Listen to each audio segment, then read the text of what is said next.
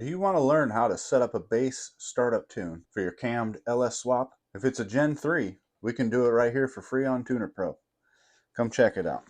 If you haven't seen my other videos in the playlist, this one's going to be a little bit longer, maybe, and we might have a startup involved, and we'll see what happens. But go watch those other videos in that playlist, and they explain how to get up to this point using PCM Hammer, which is free software where you can flash tunes onto your Gen 3 LS PCMs. I explain the cables that I currently use. I explain what software to download, where to get bin files, where to get XDF files. If you guys haven't seen those and you're watching this video and you want to learn how to tune your Gen 3 LS PCM for free, it's free. You don't need HP tuners. Come hang out for a few minutes. Watch those videos so you can get caught up. Come back to this one, and then I'll show you how to do a bass tune for a cam, a mild cam, on your Gen 3 LS PCM. This is by no means a full tune. This will just get it so that you can start it up. It'll idle nice. It won't die on you a bunch of times. And then maybe so you can possibly drive it around to do data logging so you can tune it further, or so that you can drive it to a tuner.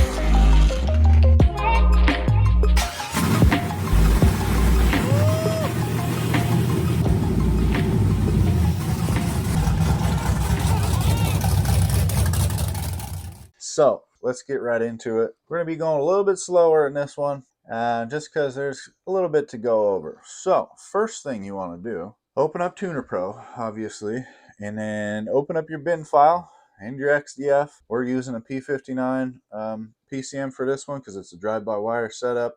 Same thing goes for the PO1s, the drive-by cable stuff. I'm just doing a stock 5.3 liter with a couple upgrades, and it's got a sloppy stage 2 cam in it. This bass tune will work for most mild cams.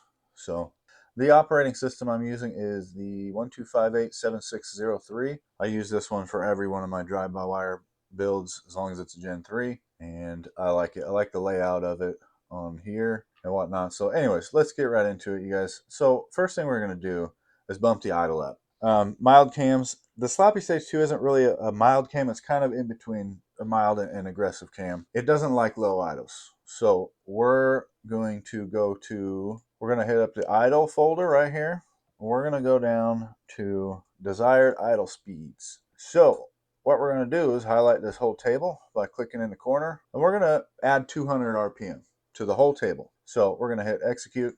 It'll add 200, and this is coolant temp based, so once it gets up to temperature, it'll idle about 750, which is still kind of a little bit low. So yeah, we'll see, and we can go from there. We'll save that. Next, you want to go to desired airflow. So the desired airflow is in the idle tab as well, and it's right here. The table number is B4307. We are going to just go ahead and double this whole table. Cams at lower RPMs, they don't produce a lot of airflow or vacuum, so you have to up the airflow so that it'll run. So what we're going to do is the same thing. We're going to click the corner up here, highlight the whole table, and we are going to go up here, switch this to multiply. We're going to times it by 2, and that is that. So we're going to save that. Next, we're going to go over to the throttle cracker. That is also in the idle folder here.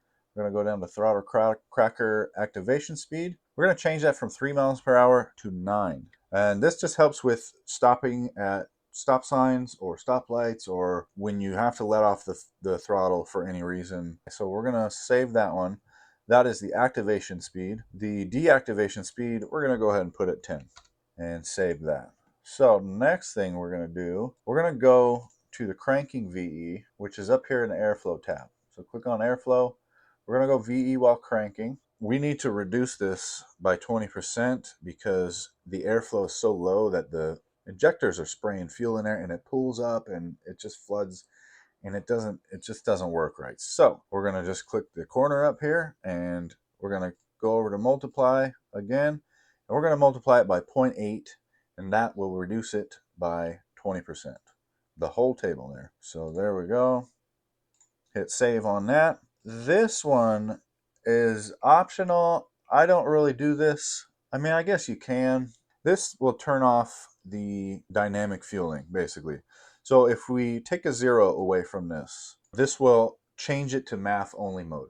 So mass airflow sensor only, and it will do all its fueling based on how much air is coming into the engine via the mass airflow sensor, and it'll keep it closer to this main VE table. But yeah, I guess we'll just save that and see what happens here. And if we don't like it, then we can go back. But yeah, okay. So next, what we're gonna do is go over to the main VE table. You don't really have to do this with a mild cam. I like to just highlight from 400 all the way to 1200, and then we're gonna add 20% to that. So we'll go to multiply and then value times, we'll times it by 1.2, which will add 20.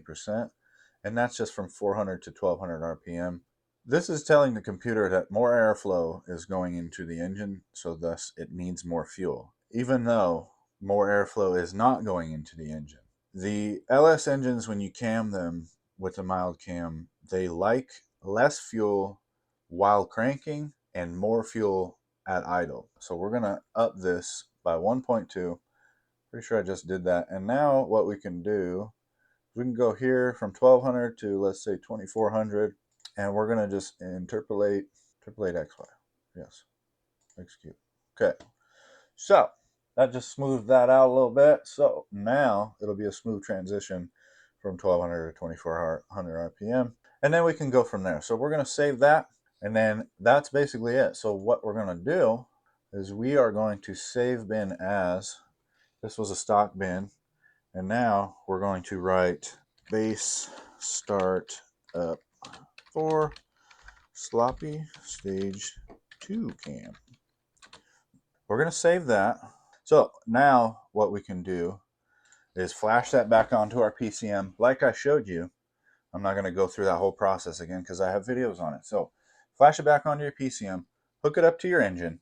Preferably your engine is on a stand if this is the first time starting it up, because if anything goes wrong, then you're just going to have to pull it out again, and that's a pain in the butt. And I don't like doing that. So I made a little test stand. So we're going to go fire this thing up on the test stand and see how it runs and idles. Let's do it. All right, guys. I had to switch to my phone mic because it does better with the loud engine than both of my lavalier microphones. So, sorry about the background noise. I'll do my best to reduce it, but this, we flashed the PCM. It's hooked up. This, I don't like it either. I know. Don't look at it. It's kind of hard not to. It's the whole thing that you're looking at. Yeah, pedals hooked up. We got it on the stand. We got water in the cooler, the coolant cooler, the radiator, fuel, and let's fire it up. The point of the cranking VE is to eliminate like long starts or stuff like that. So if it worked, then this should fire right up and idle no problem. So let's see. And then we'll be able to do some data logging afterwards in a different video and see what it's actually doing to where we can actually modify the VE table and stuff like that. So let's fire it up and see what happens. Fuel on. Got voltage. Bring the thunder.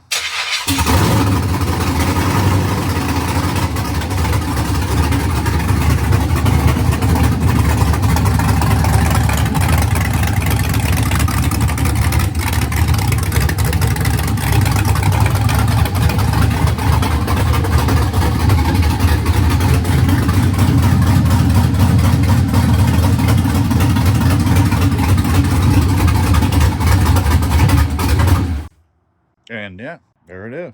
She sounds great. She idles smoothly. Well, it's a cam, so it's not smooth, but she idles and she doesn't want to die. I think Still got a little bit of tuning to do, but that'll get you to where you can fire it up and idle it, and then make small adjustments, or just drive it to the tuner. It should drive fine like that. If you want to go have it professionally tuned with a dyno and stuff and see your horsepower numbers and whatnot, and yeah, so. All right, and that is how to lay down a basic startup tune for your mildly cammed Gen 3 LS and get it running and driving good enough to where you can drive it to the tuner or data log and tune it yourself. So that's going to do it for this whole tuning series. I'll probably add more videos as you guys have questions. If there's anything that I didn't go over or think of, um, I'm not I'm not really answering questions about like your 2000 Honda. Like, I don't know. I don't work on that stuff. I work on LSs. I do LS swaps, and that's it. I don't work on your LB7 Duramaxes and your Fords or BMWs. So you'll just have to figure that out yourself, you guys. There's tons of information on Tuner Pro and stuff on YouTube and Google, and I'm not the only one that uses it, nor I'm not the only one that knows how to use it or knows about it. I don't know everything about it. There's people out there that know way more than me, but that's what I use. It's free. It's pretty simple. So this series is coming to a close, and then we are going to start the teardown and rebuild of this one after I get this engine finished and dialed in. And I have a Jeep over there with a 5.3 in it. I got to get finished and whatnot. So probably a couple days till we start tearing that one down. But if you want to hang out and build an engine with me, then stick around for that. It's going to happen soon. So it's not the first engine I filled building, but this one will be a little bit more in detail, long form videos instead of shorts and stuff like that. So anyways, thanks for watching, you guys. I appreciate you. LS swap everything. Have a good one.